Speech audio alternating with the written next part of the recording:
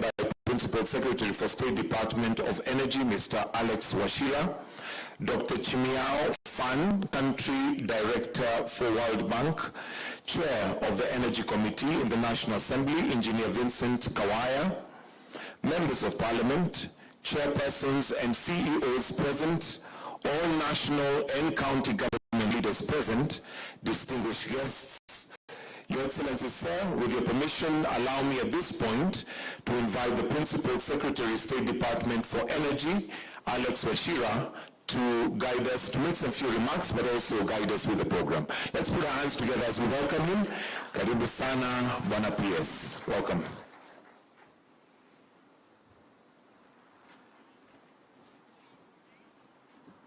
Your Excellency, the President of the Republic of Kenya, Dr. William Samoei Ruto, our Cabinet Secretary, Honorable James Opiyo Wandayi, Country Director, World Bank, Chimiao Fan, our governors present, my colleague PS Raymond Omolo, our Chair CEOs, our Chair for Energy Committee, Vincent Kawaya, ladies and gentlemen, good morning. Your Excellency, today we mark a momentous occasion where Your Excellency, 72% of the land size of Kenya, through the inking of the pen today, is going to see remarkable progress. And Your Excellency, today marks another day like the one you hosted us last year, 27th of May in State House, where we signed 22 billion for last mile in 35 counties. Today we are signing for the remaining 14 counties in ASAL, Kenya. Your Excellency, the journey has not been easy. This was one of a stall project, Your Excellency, and allow me to recognize just a few people who have made the efforts to ensure that this project gets to where it is. Number one, Your Excellency, allow me to recognize World Bank for the role they have played. We really appreciate you. Secondly, Your Excellency, we have officers from the State Department for Energy, KPLC, and REREC. These officers, Your Excellency, have gone to every of the 113 sites that we are going to do the mini-grids, the public facilities that we are going to do the standalone solar systems, and the boreholes, Your Excellency. And with that, Your Excellency, because this has been a whole government approach, I also want to recognize the government officials, the Ngao officers, who have helped us in terms of community engagements and ensuring that we get the community to buy in. And last but not least, Your Excellency, we had a challenge with the land. And I want to single out National Lands Commission and the Ministry of Lands that has really helped us to get where we are. Your Excellency, with those few remarks, allow me to invite the World Bank Country Director to just make few remarks, and immediately after that, Your Excellency, will allow me to invite the Cabinet Secretary who will recognize the presence of our leaders. We have many leaders. I can see governors here, members of Parliament here, and he'll be able to guide the rest of the program. Karibu sana, Country Director, World Bank.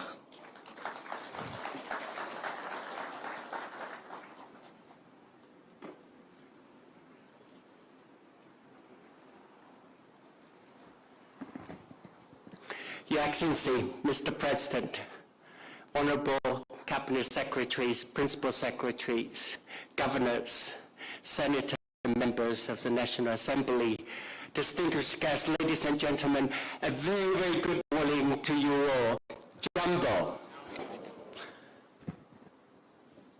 Mr. President, and ladies and gentlemen, it's a real pleasure for me to be here today to witness the signing of the contracts for mini-grids and institutional solar systems under the Kenya Solar Access Solar Power Off-Grid Solar Access Project for underserved counties. Ladies and gentlemen, for most of us here today, electricity has become an essential part of our lives. I think you would all agree that, in fact, our lives will actually be quite miserable, literally, if we don't have access to electricity for a few days or even for a few hours. And yet, on this continent, there's still some 600 million people who don't have access to electricity. I think you all agree with me that is not acceptable. And that is why the World Bank Group, together with the African Development Bank, has set an ambitious target of providing electricity access to an additional 300 million people by 2030 on this continent. Kenya has been a leader in renewable energy, Your Excellency. And with about 76% of electrification today, I think you're well on your way to reach universal electricity coverage by 2030. And we at the World Bank are very proud to have been a partner in Kenya's electricity and energy sector and in your journey to reach 100% renewable energy and universal coverage of electricity. We're very committed to provide support, to provide electricity access to an additional 18 million people in Kenya by 2030, Your Excellency, and this project is one important part of that initiative. As you've been briefed, Your Excellency, Mr. President, that there are already close to 900 million people that already benefited from electricity from this project, and a total of between 1.2 to 1.3 million people will have access to electricity. In addition, this project will provide affordable and reliable electricity to many public facilities like schools, healthcare facilities, and other community facilities, as well as, I hope, to many, many businesses. Your Excellency, I believe that these electricity access will not only improve the lives of the 1.3 or so million people who will benefit directly, but I believe it will be an important catalyst to help the country to create more, better, and more inclusive jobs. I know a goal that you have in your mind every day, Mr. President. We are very committed to support you in this journey, and we're very proud to have been your long-term partner. Mr. President, ladies and gentlemen, you have our commitment to continue to support you in your journey to foster sustainable and inclusive and resilient growth, and to create more, better, and more inclusive jobs, and a bright future for all Kenyans. Thank you.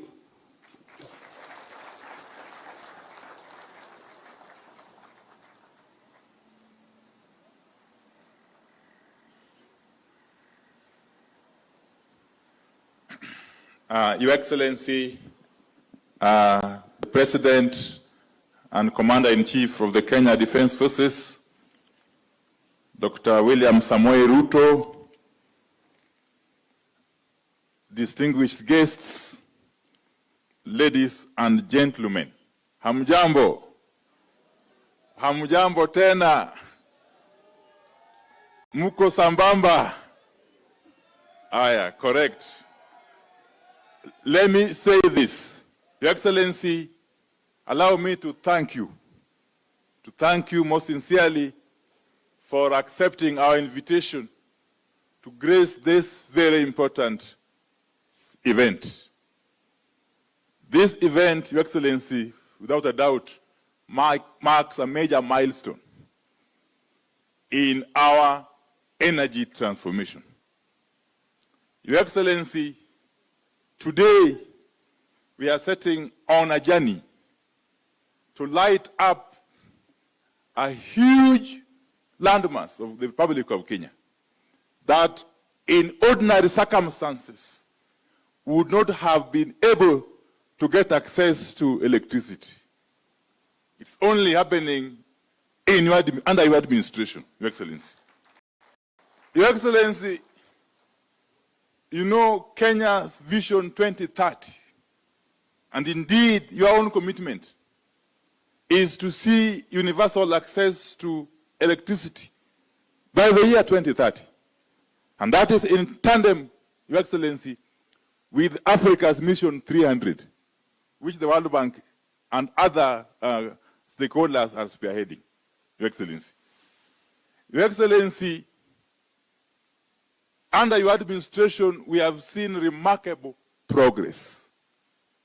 It's only a few weeks ago that we commissioned similar mini-grids in islands on Lake Victoria and other parts of the country.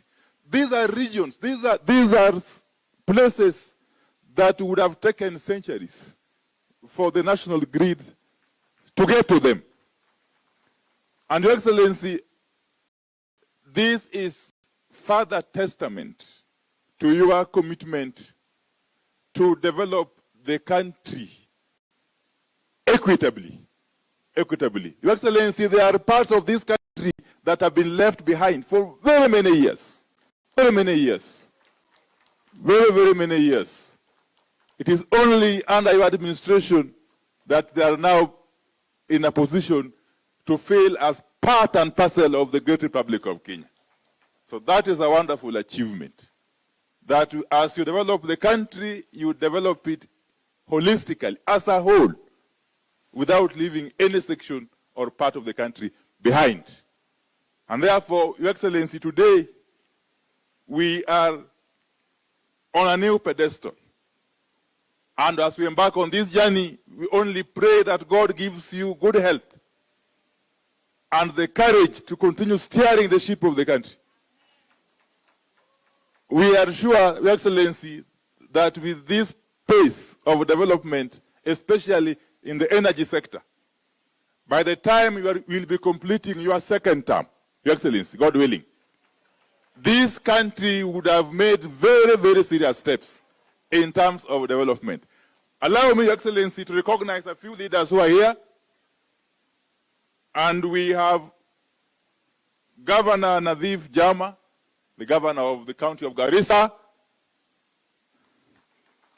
Governor Simon Kachapin, the governor of West Pokot, Governor Isa Timami of Lamu, Governor Dado Godana of Tana River. We have with us the chairman of the Committee on Energy in the National Assembly, the Honorable Engineer Vincent Kawaya, and a number of members of Parliament. If you may be upstanding, the honorable members of Parliament who are here. I may not mention you by name. Thank you very much for gracing this occasion. But therefore, allow me, Excellency, in just under 2 minutes, to invite a few of them, just a few of them, to just come and say hello. The Deputy Governor of Kilifi. The Deputy Governor of Kilifi, my good sister. Yeah, thank you very much. Allow me to invite Mheshimiwa Abdullahi Bashir, just for 30 seconds. He's the chairman of the pastoralist MPs. I'm sure you know that. Yes, my good friend Abdullahi Bashir, the MP for Mandera North. He will be followed in quick succession by the chairman of the Energy Committee.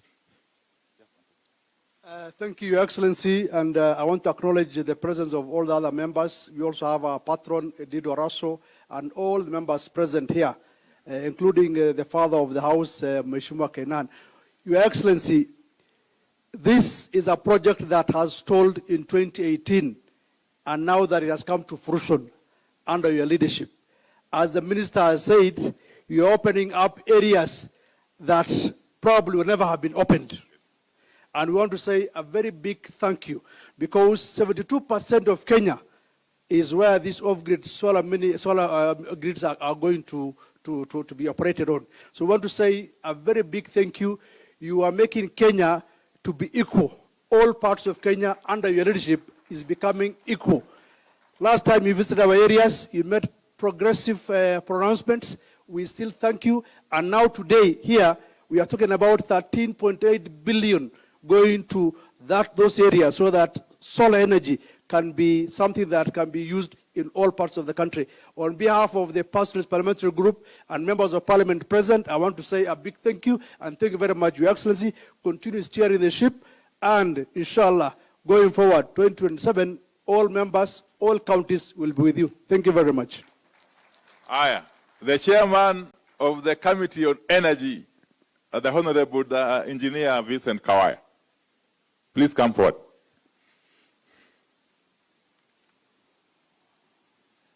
Thank you. Your Excellency, leaders present, today is a momentous day. I see the joy when we light up a single village. I can imagine that multiplied by 1.2 million beneficiaries who are going to benefit from this particular project. I want to thank your office for accelerating this particular program. I want to thank the ministry for the partnership and all the players. Let me say, there is nothing that makes an oversight authority happier than when things are done right. COSAP is one thing that is being done right, because it also sends a signal that every Kenyan matters. A huge population has been left out just because they have a huge landmass. Probably the population might be small, but Your Excellency, you have said that all these Kenyans matter and you are lighting up all these villages.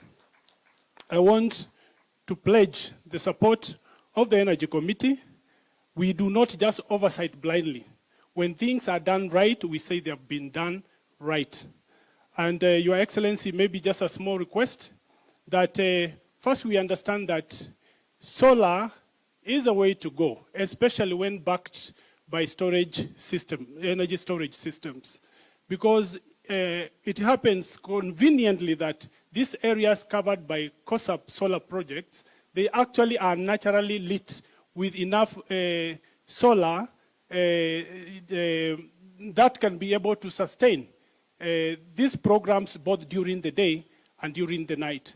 The only request would be that we have a vote head that also makes sure that the turnaround for maintenance is very, very short, so that whenever we have a breakdown, then the fixing time is reduced. On behalf of the Parliament of Kenya, we are going to work with you to ensure the success of this project and the myriad of projects that have been started under the administration of your leadership, His Excellency the President of the Republic of Kenya, Dr. William Ruto. Asanteni sana, Mungu awabariki. Your Excellency, if you may indulge me, I reckon that we are in Nairobi, and I saw the Honorable George Aladwa, the MP for Makadara, is here. Okay, who is also the chairman of Nairobi. Just 1 second, before I invite the governor. If I don't invite him, I'll be in trouble, Your Excellency.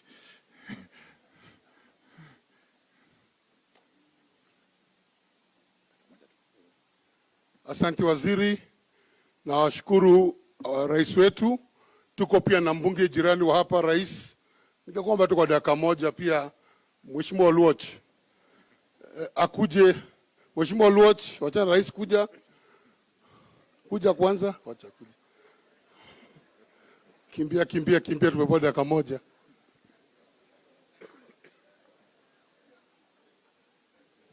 You know, I have my chairman of the county directing me wachana na rais, which is a very difficult call to do.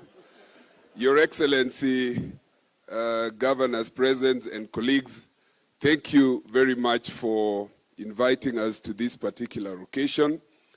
I am a neighboring constituency member of parliament in Mathare. I send the apologies of Honorable TJ Kajwang, whose phone was still off, but he said, jirani yangu kama uko, kuja to represent where Rais is. Your Excellency, you know, some years back at independence, a decision was made that let us develop some part of Kenya tutarudi kwa zingine. I think it was sessional paper number 10. If that thing was reversed and Nairobi was told ngoja, we would be in the capital city somewhere in northeastern Kenya. Now, so many years after, it is only possible that we touch northeastern through a principle in the Constitution called affirmative action. I am very happy that this principle is something that His Excellency has embraced. If there is one reason why I am associated with the president, mimi mambo ya 2027 watatupanga na baba wakisema tutafuata. Watatupanga na wale watu wanasema AU sijui nini, wakitupanga na baba 2027 hiyo tutafuata. At the moment, on the question of affirmative action, I have found that the #1 ambassador whom if you speak to on this question will listen is the president. Ukiwacha hii mambo ya kawi, His Excellency the President applied affirmative action on infrastructure ya shule za Nairobi and gave us 58 million Kenya shillings per constituency. For this reason, Nairobi and my constituency Mathare should support the president on this agenda. I know Aladwa wants me to stop, but allow me to add this one question, Your Excellency. There are places in Nairobi that have been under darkness for the last 7 years. And I have engaged the president on this issue, and just this morning, he has directed the RAREC team and the PS to come up with a model that will ensure that this constituency and one of us, that is Kosovo in Mathare and Mukuru and the others, can have a model where they can be connected to last mile. That can only happen under the question and the principle of affirmative action. Thank you very much, Your Excellency, and we look forward to your coming to launch this plus housing in Mathare. Asante. Asante Mheshimiwa Oluoch, kwa niaba ya Nairobi, Mheshimiwa Rais karibu. Leo sio siku yetu, leo ni siku ya kaunti zingine, sisi tunawakaribisha, mjisikie mko huru. Ningesema tu vile Mheshimiwa Wandai waziri amesema ya kwamba sisi hatuongea mambo ya mwaka huu na mwaka ujao. Rais 2027 tuliona wengine wakicheka wakisherekea, but mimi naweka hapa clear kama mwenyekiti wa ODM Nairobi, 2027 tuko nyuma yako. Hakuna cha stories, tuko nyuma yako 100%. Wewe panga mambo hii kidogo kidogo ya hapa na pale, ya 2027 kura itafuatana kuruka. Sisi tuko nyuma yako, umetembea na baba, tumeona Jumamosi, last week tumeona, na hiyo ni heshima kwa ndugu yako mkubwa. Na unapotembea ndugu yako mkubwa na mwingine anacheka, wewe cheka, na 2027 tutachekana na wewe. Kwa hivyo Rais, ukiwa Nairobi uko kwako, tembea. Sisi ni wanasiasa, Kawai ni ndio chairman wangu, mimi niko committee ya energy na is our able chairman. So sikia uko huru. Wandai, wewe ndio ulitupatia waziri Wandai na ni ODM. Anafanya kazi ya loyal. Tusukume hiyo gurudumu. Na nawakumbusha wale ODM wanaongea huko kando kando. Waongee tu, lakini sisi ODM original. Rais ni William Samoei Ruto. Mungu awabariki. Thank you very much, Mheshimiwa George Aladwa. Allow me, Your Excellency, to invite Governor Nadhif Jama to come and make some very short remarks.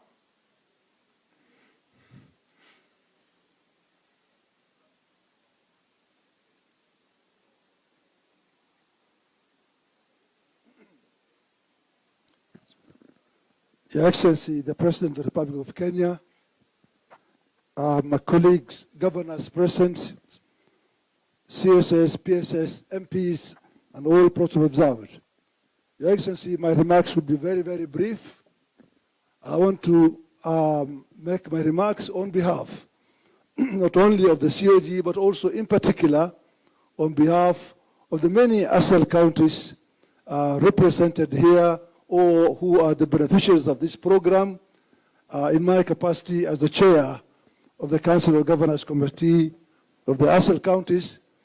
And also, Your Excellency, I want to mention to you that of the many counties who are benefiting, all the 10 counties of the FCDC are also beneficiaries in this program. Your Excellency, without saying much, we want to say a very big thank you to you and to the World Bank, to the national government entities, REREC, KPSC, and all those who undertook this program. No doubt this is a game changer in our counties, Your Excellency, and most of the beneficiaries, as I said, are our people in the ASL counties. We are extremely happy that this game-changing project will indeed serve our people.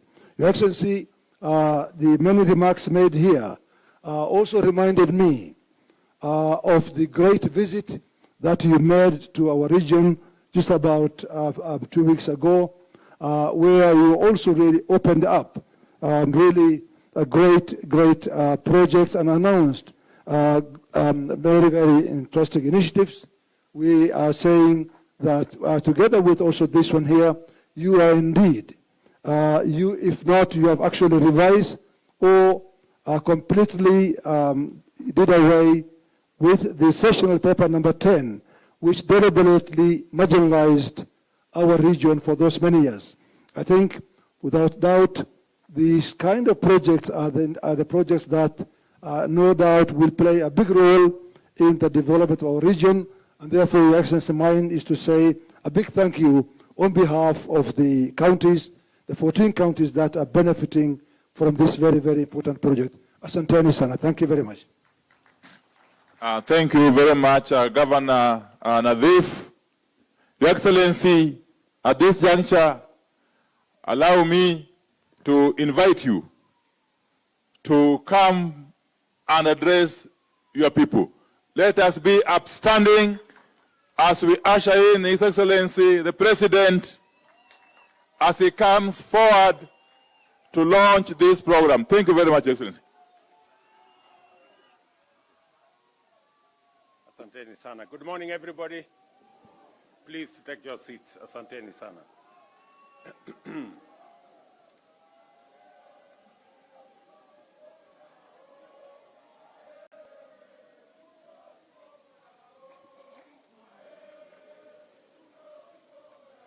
Asanteni sana. Thank you.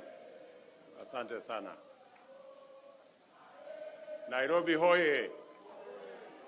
Nairobi hoye. Bas, asanteni sana. Ningependa kuchukua nafasi hii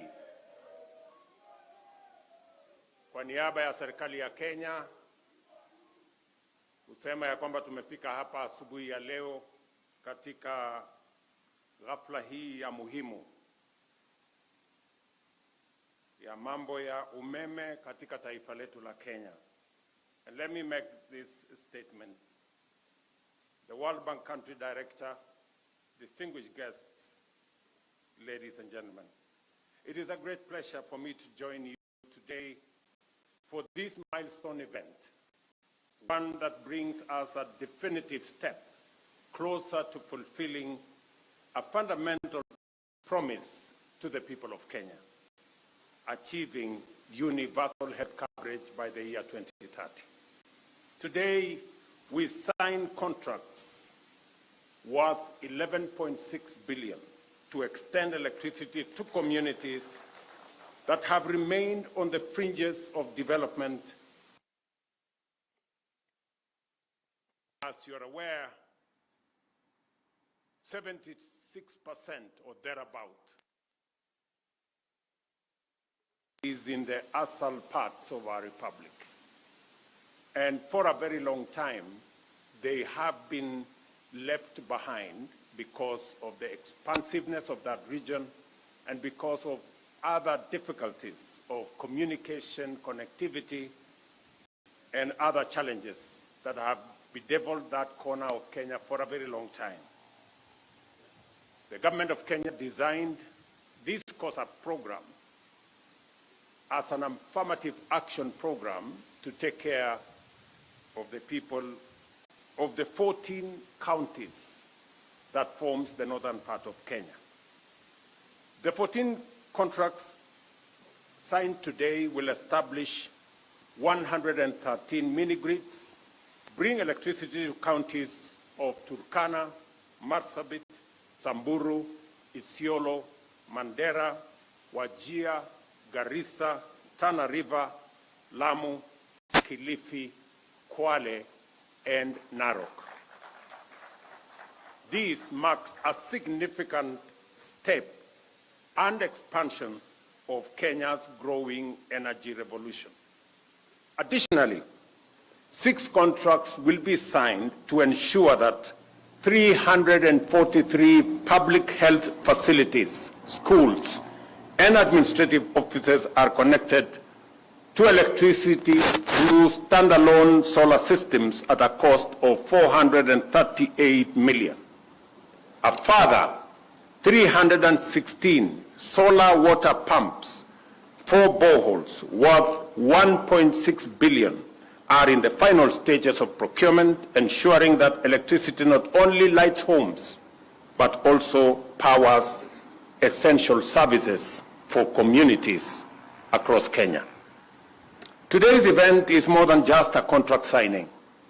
It is a reaffirmation of our unwavering commitment to inclusive development. It sends a clear message that no Kenyan, regardless of location or background, will be left behind in our nation's march to progress. Our mission is to extend modern, reliable, and affordable electricity to every home, school, and business, from the most remote villages to the busiest urban centers. This is the foundation of our development agenda, firmly anchored on Vision 2030 and the bottom-up economic transformation agenda, ensuring that every citizen has access to opportunity, access to progress, and dignity. Kenya has made remarkable strides in electrification, increasing access from 29% in 2013 to 75% today, positioning us among the leading nations in sub-Saharan Africa. However, this progress has been uniform. While electrification has advanced in urban centers and along major transport corridors, vast rural areas remain in darkness. For communities far from the national grid, solar power offers the most practical, cost-effective, and immediate solution. That is why the government of Kenya, in partnership with the World Bank, is implementing the Kenya Off-Grid Solar Access Project, commonly known as COSAP. This initiative is about more than just power. It is about transformation. With electricity in health facilities, vaccines and essential medicines will be safely stored, ensuring life-saving treatment reaches all that need it. With electricity in schools, our children will benefit from longer study hours, better learning environment, and greater opportunities to excel. With power in homes and businesses, we will unlock new economic opportunities, support small and micro enterprises, and create jobs, turning villages into vibrant hubs of commerce and innovation. Distinguished guests, through the last mile connectivity program under the Kenya Power, 1.2 million customers have already been connected in the last 2 years, with another 460,000 set to benefit by 2026. Through REDEC, we have connected 63,000 out of 93,000 identified public facilities, including 22,900 public primary schools. This work continues with 1,071 public facilities projected to be completed in 2023-2024 financial year, and another 1,450 currently underway in the financial year 2024-2025. Beyond expanding access, we remain committed to achieving a 100% clean energy grid by 2030. Diesel-powered stations are being hybridized and with solar PV systems, and plans are underway to install an additional 8 megawatts of solar power in Wajir County. In Lodwar, we are taking a bold and decisive step to shut down the diesel power plant operated by Kenya Power and extending national grid to Lodwar by next year. I am looking for that proud moment to switch off the diesel power plant in Lodwar for the first time. This includes constructing a 100-kilometer of 66 kilowatt power lines and a substation, at a cost of 900 million. These projects are clear statements of intent.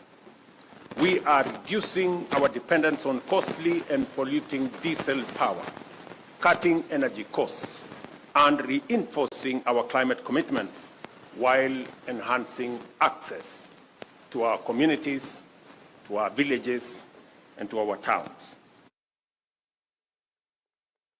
Until every household, school, business, and health facility in Kenya has reliable and affordable electricity. And I want to confirm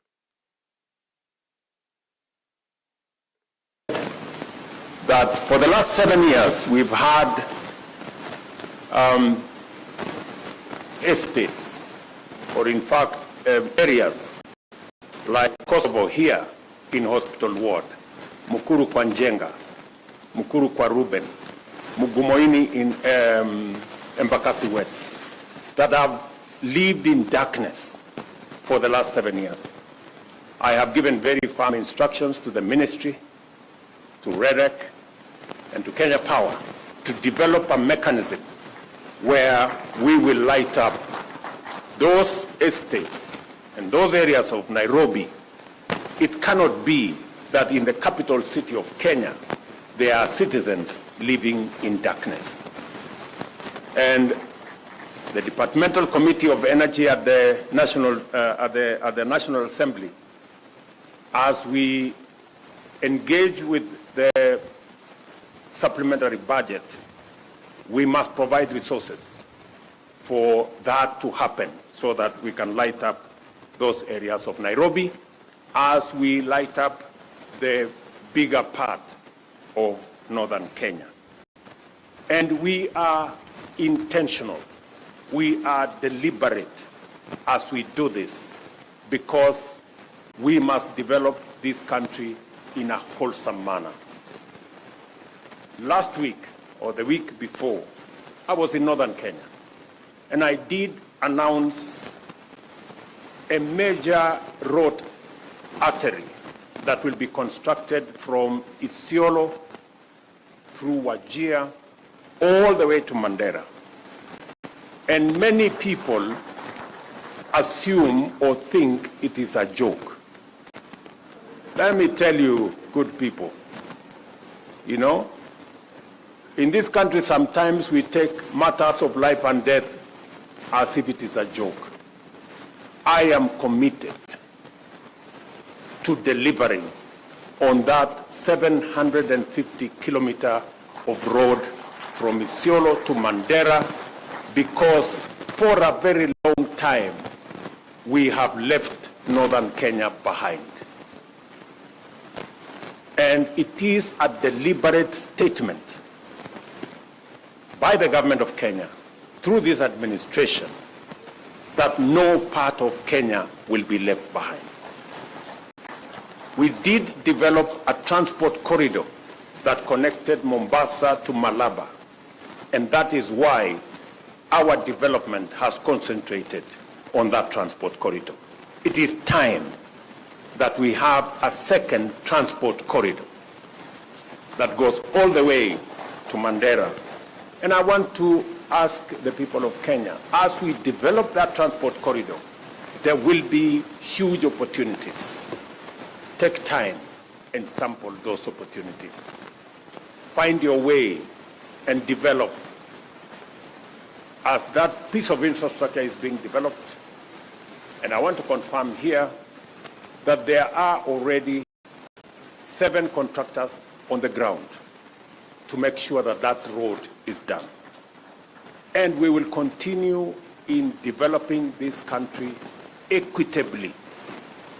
Every part of Kenya is as important as the other part of Kenya. It is also the same reason that the government of Kenya provided an extra 1 billion shillings for especially informal settlements in Nairobi to develop schools. Because here in Nairobi we have had instances where we have many children who have no access to education because where they live there are no public schools. And we will continue to sample the opportunities, look out for the people who are vulnerable, look out for those who are left behind, and carry them along so that we can move together as a nation.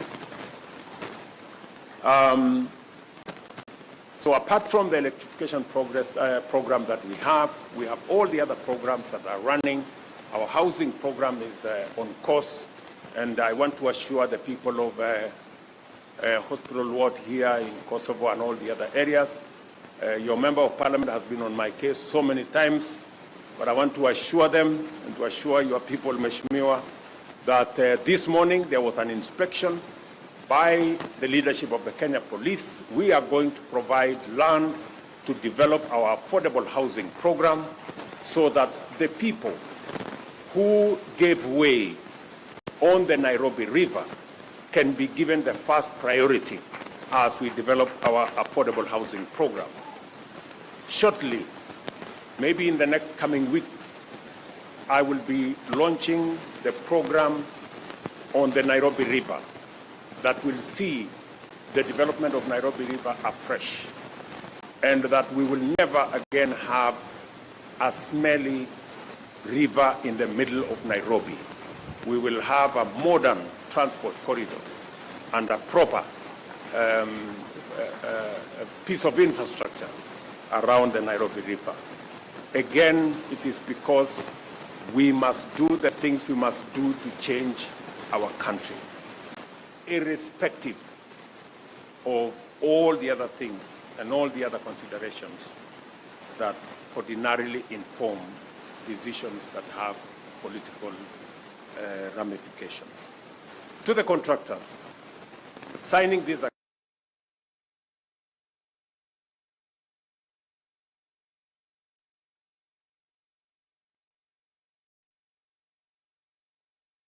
present here, members of parliament and community representatives, I ask for your support in ensuring this project succeed and deliver tangible benefits to the Kenyans that will benefit from these facilities. And you have my commitment, that of this administration, to work together in partnership with you to make sure that we reach out to what the World Bank director here has given us, that this project is going to reach to about 1.1 million people in northern Kenya, in the 14 counties in northern Kenya, including Narok. So as we build this synergy, I want to ask us, as the people of Kenya, to be united as we focus on the development of our country. Elections are a one-day affair. Development is an everyday affair. And we must focus our energy on making sure that we close ranks in matters to do with the progress of our nation. And we ensure that we leave no one behind, and we engage everyone along the way as we build a nation, as we work on our development, as we work on our progress, as we work on creating jobs and having a nation that we can all be proud of. So let me encourage all of us as we conclude this event that I am looking forward to working with all the leaders, especially on the subjects that are important to the development of our country and that affect the people of the Republic of Kenya, because that is our calling, that is our responsibility, that is our assignment. Thank you very much to all of you leaders who have come to this event and all the other stakeholders who have come to participate in this event. I look forward to working with you. Asanteni sana. Tafadhali tunaweza keti chini kidogo. So viongozi wa Nairobi wameniuliza ya kwamba kuna sehemu ziko na matatizo ya umeme, vile nimesema hapa. Tayari tushakubaliana mpango ambayo tutakuwa nayo, watu wa REREC, watu wa Kenya Power chini ya uongozi wa wizara watapanga haya maneno, na tumeambia kamati ya bunge wakati tunatengeneza budget ya supplementary next week tuhakikishe ya kwamba kutakuwa na pesa ambayo itasaidia kuanzisha hiyo program. Tumekubaliana vile vile wakati tunatengeneza Kenya kwa ujumla. Kila sehemu ya Kenya ni ya muhimu. Leo tunazungumzia stima Northern Kenya, mahali kwa muda mrefu wamebaki nyuma na wamebaki kwa giza. Pia tunazungumzia wale wako katikati yetu hapa Nairobi. Kuna sehemu ya Nairobi pia vile kuna giza kule Northern Kenya, pia kuna giza hapa Nairobi katikati. Na tumesema pia hawa watu wa Nairobi wanaoishi hapa Kosovo, Mugumoine kule Embakasi West, wale wanaoishi Mukuru kwa Njenga, Mukuru kwa Ruben na sehemu zingine za Nairobi ambazo bado ziko na giza, pia tutawashughulikia ndio tuweze kuhamasisha Wakenya wote na tuweze kutembea kwa pamoja.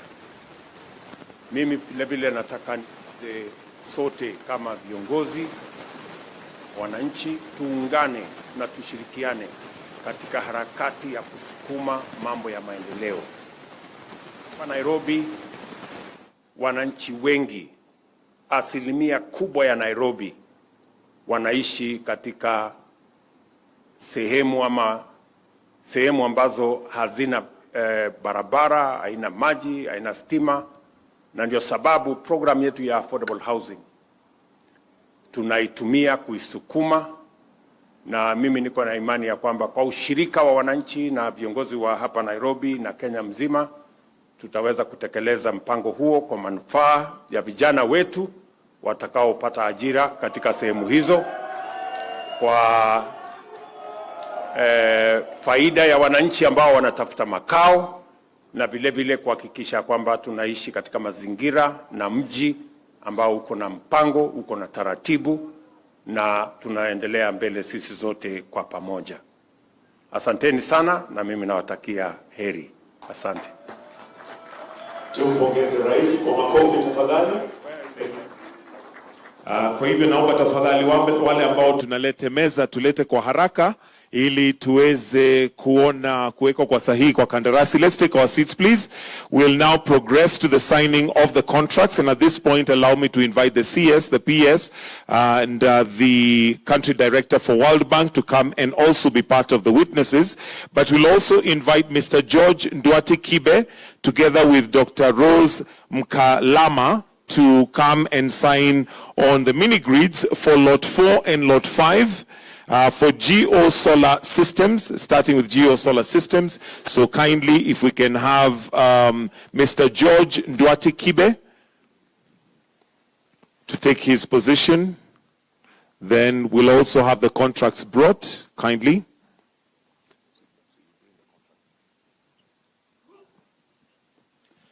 And as we do that, let me also request that Mr. Elisha Okello get ready, please, to come on this side to stand by on that side, because yours will be the next one, and it'll still be Rerek. So we'll have you also sign after we finish this one. So you can just stand by on that side. If we can kindly have the contract for GO Solar Systems. This will be covering Marsabit County in Lysamis and North Hor. So this is a contract for Marsabit County, Lysamis, and North Hor.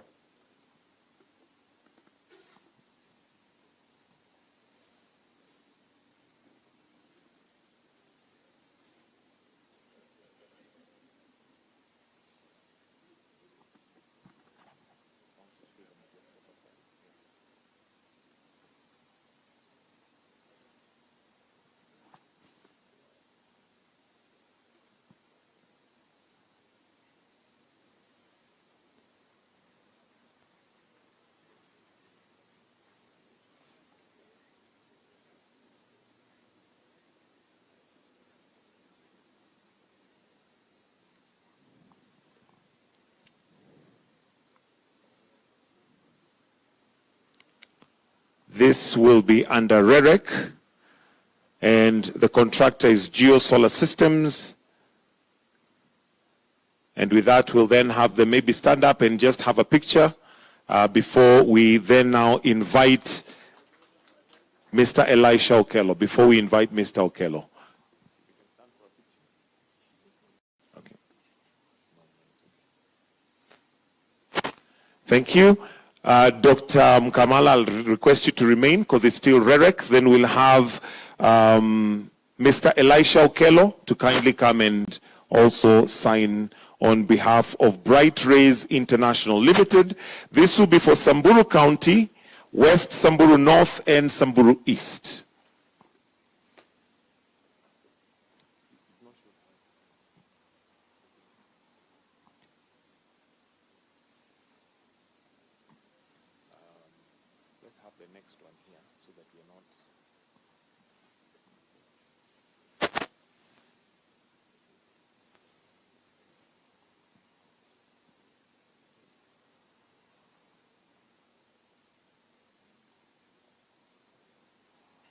And let's also have Mr. Prakasan, TP, to be on standby. This will be for Kenya Power.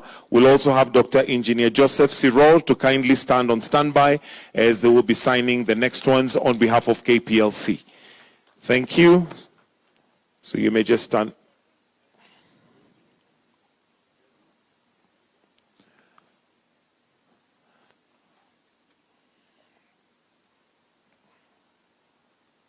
Thank you. So let's now have Engineer Joseph Siror together with Mr. Prakasan, TP, to sign on behalf of KPLC and on behalf of Master Power Systems and Linvit Technologies Private Limited.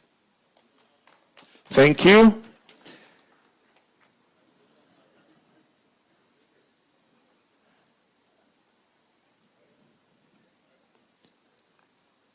So, thank you. Next, let's have Mr. Manasseh More together with Engineer Joseph Siror.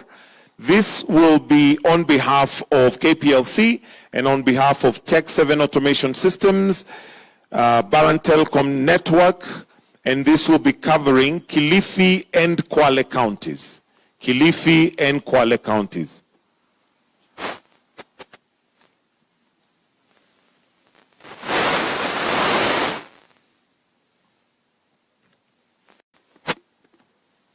And on standby, if we can have Anessa Osman, please. Anessa Osman to be on the side. You'll be signing next.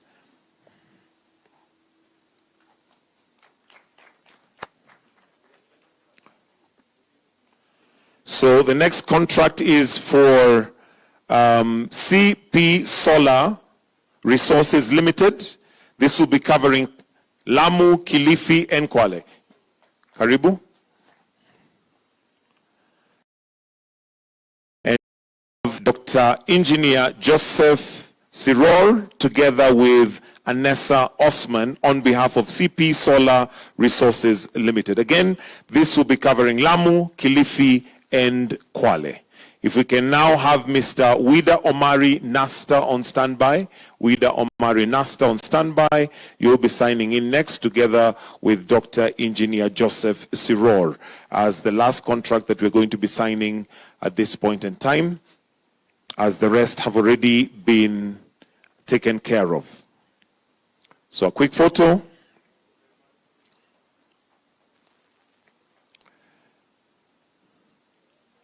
Thank you. Let's have Mr. Wida Omari Nasta to come on stage. And this is on behalf of Fast Conveyor Suppliers.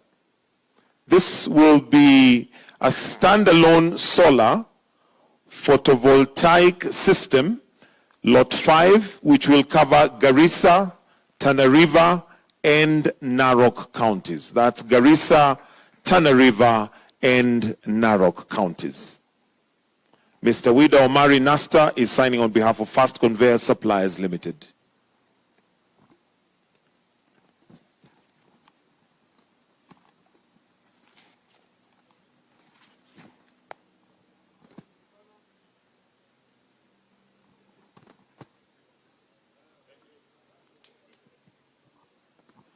Thank you.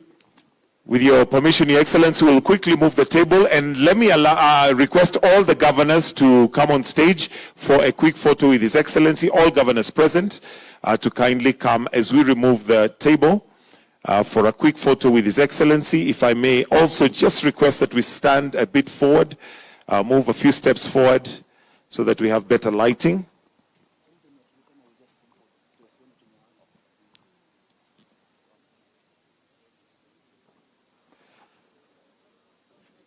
Then let's have all the contractors who signed to kindly stand by so that we'll have a photo with them. Kindly, all contractors who signed, please let's stand on the right of the stage. All contractors who signed.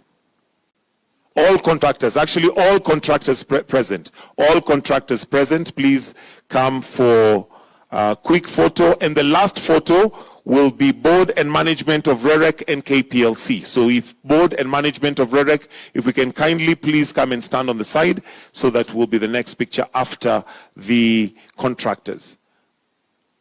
All I think we're done with. Thank you. If we can have the governors and the leaders that are on stage to kindly retreat. Let's have all contractors please on stage. All contractors.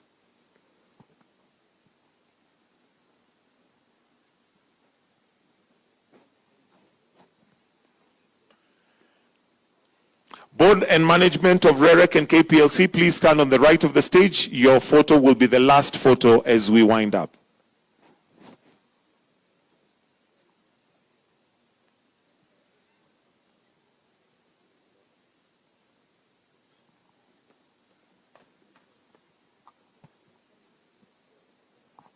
Let's please just look at the photo as we'll greet later so that we can have this photo taken.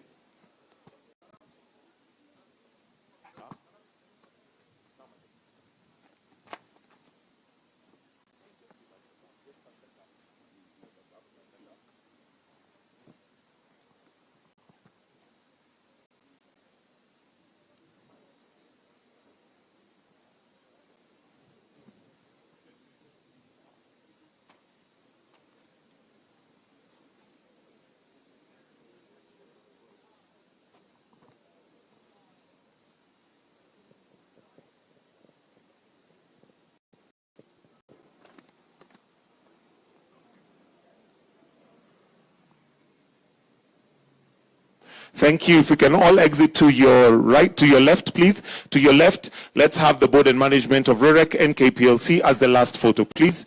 And we take advantage of the bottom of the stage.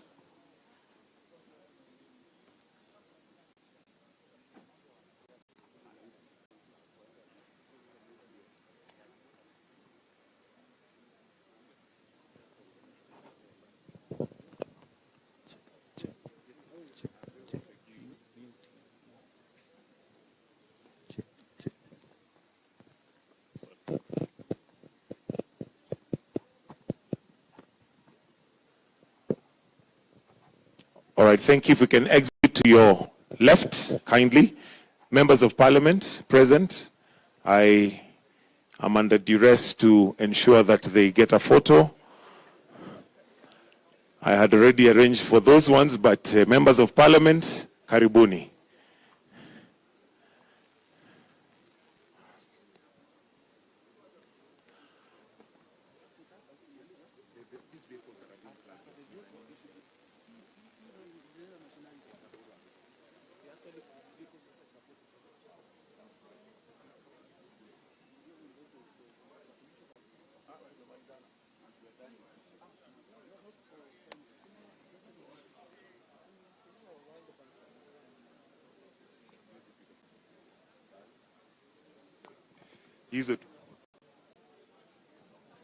After that, Your Excellency, we have a flagging off of the COSAP vehicles, which are going to be supporting this project, which we shall witness as the flagging off is taking off.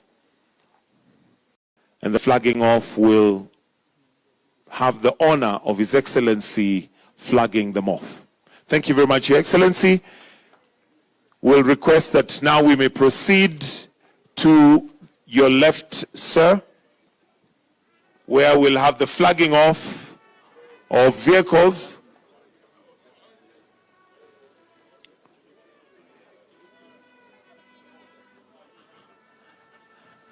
COSAP vehicles to be flagged off.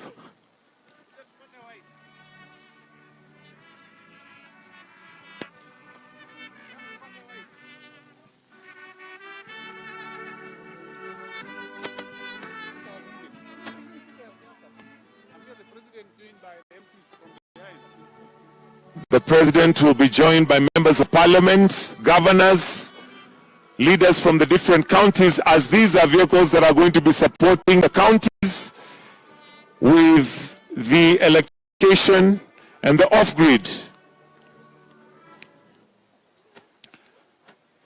And His Excellency will flag them off in 3. Oh wait, kwanza tufungue bendera. Ngoja. In 3, 2, 1, makofi kwake tafadhali as they flag, as they go.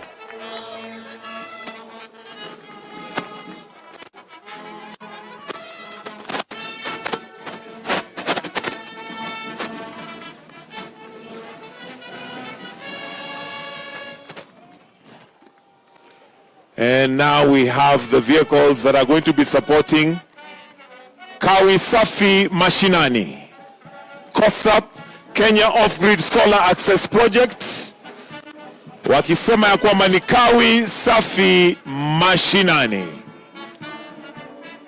Na magari zikipita, basi nitaomba wale ambao tumeketi tutasimama ili tumalizie kwa wimbo wa taifa, magari yakiisha. Naomba tafadhali sote sasa tusimame wima ili tuweze kumalizia kwa wimbo wa